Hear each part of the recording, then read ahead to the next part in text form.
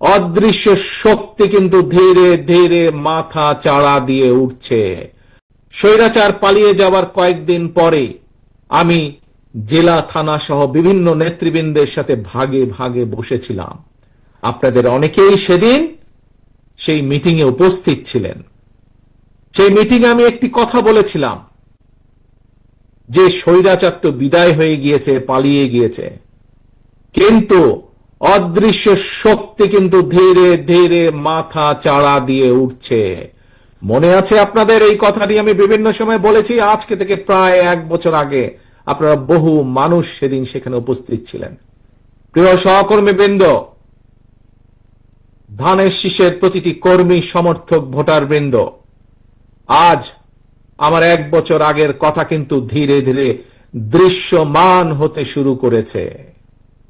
আজকে যদি দেশের স্বার্থের কথা আমরা বিবেচনা করি, দেশের মানুষের অধিকারকে, সেটি রাজনৈতিক অধিকার, দেশের মানুষের অর্থনৈতিক অধিকার যদি প্রতিষ্ঠিত করতে হয়, যা শহীদ রাষ্ট্রপতি জিয়াউর রহমান উন্নয়ন উৎপাদনের রাজনীতি শুরু করে গিয়েছিলেন, যে রাজনীতি দেশনেত্রী খালেদা জিয়া যে ভবিষ্যৎ প্রজন্মের জন্য নারী শিক্ষা সহ গণতন্ত্রের যে অগ্রযাত্রা শুরু করে গিয়েছিলেন, সেই অগ্রযাত্রাকে, উন্নয়ন এবং শিক্ষা এবং গণতন্ত্রের অগ্রযাত্রাকে যদি ধরে রাখতে হয়, যদি সামনের দিকে এগিয়ে যেতে হয়, আমাদের আর আজকে বসে থাকার সময় নেই। প্রিয় সহকর্মীবৃন্দ, বিএনপির প্রতিটা নেতা কর্মীকে আজ যে কোনো মূল্যে, আমি জানি বিশাল দল, আমাদের বিশাল দল, স্বৈরাচারের আমলে প্রায় 50 লক্ষেরও বেশি নেতাকর্মীর নামে মিথ্যে মামলাই ছিল আমাদের দলের।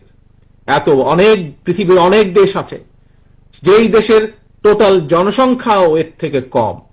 এত সংখ্যক নেতাকর্মী আমাদের থাকতেই পারে, বিভিন্ন নেতাকর্মীর বিভিন্ন মতামত থাকাটাই স্বাভাবিক, কিন্তু দলের যখন একটি সিদ্ধান্ত গৃহীত হয়ে যাবে, আমাদের কাজ হচ্ছে দলের সিদ্ধান্তের পিছে এসে দাঁড়ানো।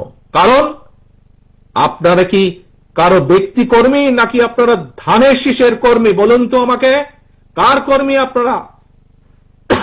আপনারা কার কর্মী? কোন ব্যক্তির নাকি ধানের শীষ? ধানের শীষের কর্মী আপনারা, জাতীয়তাবাদী শক্তির কর্মী আপনারা।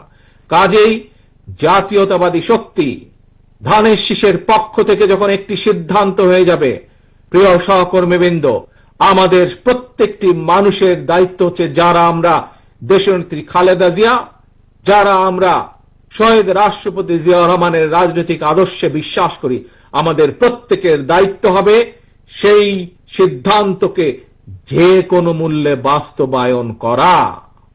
এবং আজকে যেমন আপনারা সকলে ঐক্যবদ্ধভাবে এই সম্মেলনকে আপনারা সফল করলেন, আমরা যদি আগামী ফেব্রুয়ারি মাস পর্যন্ত প্রত্যেকটি নেতা কর্মী এরকম ইস্পাতের মতন ঐক্যবদ্ধ থাকতে পারি, তাহলে আজ যেমন একটি সফল সম্মেলন অনুষ্ঠিত হলো, ইনশাআল্লাহ আমরা একটি সফল জনরায় আমাদের পক্ষে আনতে সক্ষম হব। প্রিয় সহকর্মীবৃন্দ।